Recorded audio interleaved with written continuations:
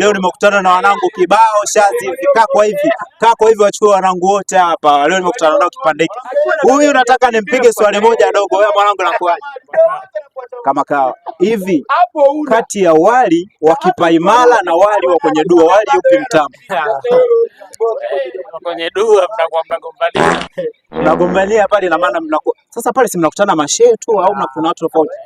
Kwenye kipaimara watu wagombania. Kipaimara hapa. Unajipakulia. Ila huko kwetu lazima kidogo pande speed ya kuna gombania. Kwa mtamu upi? Mtamu gombania. Wewe mwanangu inakuaje? Huyu anamuita Piro Master, mtoto wa Kariakoo huko Winga. Kwaje mwanangu? Kabisa.